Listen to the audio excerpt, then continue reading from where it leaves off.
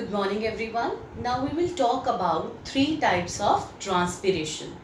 Now when I talk about three types of transpiration, then they are cuticular transpiration, stomatal transpiration and lenticular transpiration. Now what is cuticular transpiration? Cuticle is the waxy layer over the surface of a leaf. It is on the two surfaces of the leaf, alright. And what is the function of this cuticle? Actually it protects the water, it protects the plant from excess evaporation of the water. Okay, actually this is the prime function of the cuticle, that it actually, the transpiration do occur from the cuticle also, but the prime function of the cuticle is that though it is a waxy layer, that means that it protects the plant from, it protects the plant so that the evaporation should not happen. Like evaporation will definitely happen, but it should not happen in excess. For example, and it also depends on the thickness of the cuticle. For example, cactus. Okay, you must have seen the cactus is very thick. Okay, its stem, it is very thick and it has a thick layer of cuticle over it. Why? Because desert areas the water is very less, there is a lot of scarcity of water, so that's why the cuticle is also very thick. If the cuticle will be very thick, so it will not let more water to evaporate. Since cactus, it grows in the desert area where water is very less and it needs water, it needs to have lot of water, it needs water, it needs to store water in it. Okay, if the water will keep on evaporating, then it will never grow in the desert area also. So that's why the thickness on the cactus is too much that it does not let excess water to evaporate. So the plants which grows in the desert area, over them the cuticle is quite thick, so the evaporation should be very less and they can store more of water. Alright, so this is all about cuticular transpiration. And what is cuticle? It is a waxy layer that is secreted by the epidermis of the leaf surface. Now next is lenticular transpiration. Now what are lenticels? Lenticels are the very old cells. Okay, they are, and they are very, we can also say they are the pores. Lenticels are the type of pores which are present on the bark of the very old stems. Okay, they are present on the bark of very old stems. But they, cuticular as well as lenticular transpiration, they both occurs, but in the lenticular transpiration, the transpiration is more than the cuticular transpiration. Did you get it? What did I say? That in the lenticular transpiration, the transpiration is more than the cuticle transpiration. And of course, if I'll talk about the third type of stomatal transpiration, then the transpiration is much more higher in this case, in stomatal. That means stomata, okay, stomata has the most transpiration, then the second one lenticular, and the third one and the least one is there in the cuticle. Okay, now let me talk about the stomatal transpiration. This is the very important transpiration, because this is the only one which is in your scope, and rest cuticular and lenticle, you just have to, cuticular and lenticles, you just have to remember their definitions. Okay, so what are lenticels? Lenticels are the pores which are present on the very old stems. Okay, now what is stomatal transpiration? The transpiration which occurs through the stomata. And you know what are stomata? Stomatas are the small minute pores that are present on the surface of the leaf. Now the stomata, this is the structure of the stomata.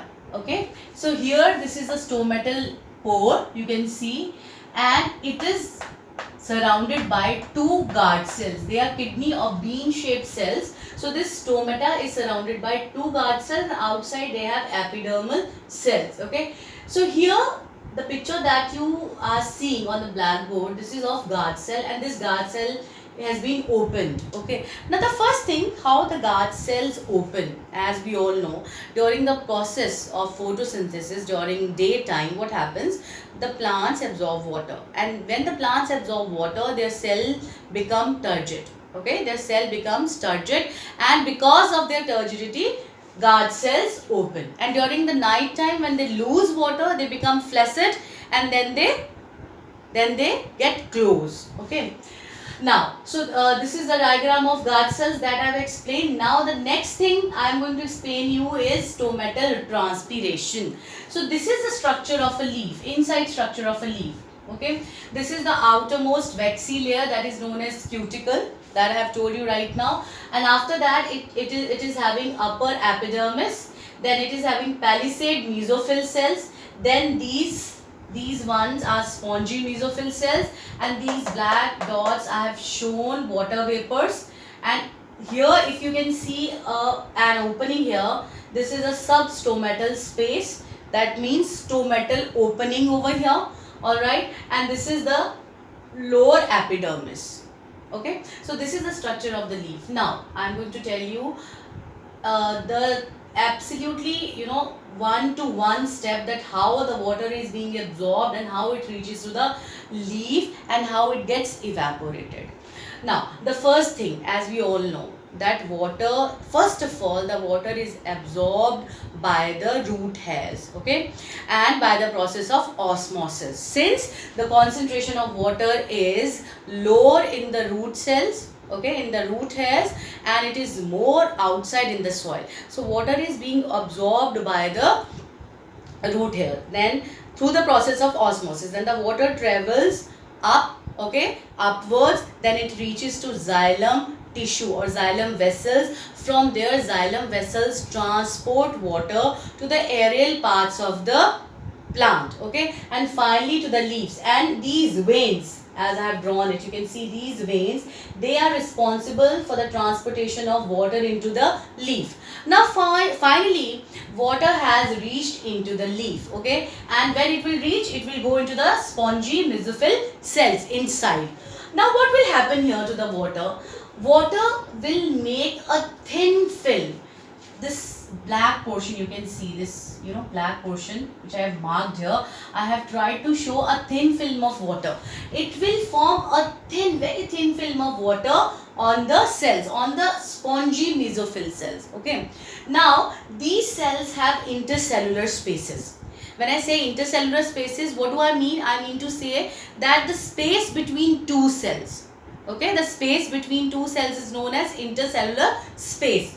So what will happen here, they will make a thin film, and from this thin film the water will evaporate, okay, and it will collect in the intercellular spaces in the form of water vapors. Of course, when the water will evaporate, it will form water vapors. Alright. Now, it has collected over here. Okay. It is just one example I am giving you. Supposing it is an intercellular space that I am showing. So, here you can see that the water has formed very thin layer. Okay. And from this thin layer of water, the water has been evaporated and changed into water vapors. Now, these water vapors, okay, they will saturate with air. If I say they will saturate with air, what do I mean? That they will fill the air, okay, they will fill the air with them. Now the air or water vapors here, they will gather here, and now they will keep on traveling to another intercellular spaces, okay, they will keep on traveling. Why they will keep on traveling? First of all, what is water vapor? Water vapor is a gaseous form, okay, it is a gaseous form of water. So with the help of which process? Diffusion. Because here I'm not talking about water, here I am talking about water vapors. When I started from the roots, then I was talking about water. That's why I said that now through the process of osmosis the water will travel. But here I am talking about water vapors. Okay, if I am talking about water vapors, then I will be talking about diffusion. Okay, so with the process of diffusion, what is the process of diffusion? That the particles, they travel from their higher concentration to the lower concentration. So here these gaseous particles that are water vapors, they will travel from their higher concentration towards that intercellular space where the concentration is very low or absent.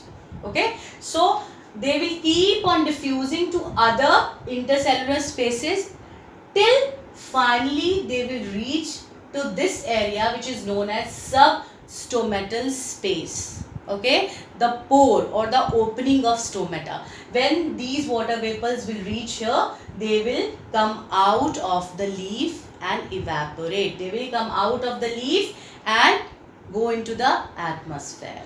Alright, so this is all about stomatal respiration. So here I have talked about that how the water forms a thin layer over the surface of spongy mesophyll cells and how do they get evaporate. Now the next thing, one more thing happens, okay, which is also responsible for the evaporation of water. What is that thing? As these cells have absorbed the water, okay, as these cells they have absorbed the water, so what will happen? They will be turgid now, okay, they will be swollen. So what they will put on each other? They will put turgor pressure on each other, and that turgor pressure is a pressure which is put on the cell wall by the cell sap, okay, inside the cell contents.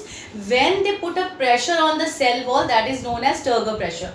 So because of the turgidity of these cells, they will put a turgor pressure on the cell wall. Because of this turgor pressure, a little amount of water will also come out of the cells automatically. Okay, what did I say? I said that because of this turgor pressure, a little amount of water will also come out of the cell automatically, and it will also evaporate in the same way. So it will also evaporate and it will also diffuse in the other intercellular spaces, and it will keep on moving inside the cell till it will reach to substomatal space, and when it will reach to substomatal space, it will go out of these pores and evaporate in the atmosphere. Alright, so this is all about your stomatal transpiration. Okay, just let me explain it again quickly. So here I have just made a rough structure over here. What did I show? That roots will absorb the water with the help of osmosis. Then the xylem tissue will take up the water and it will help the water, it will transport the water to different parts of the plant.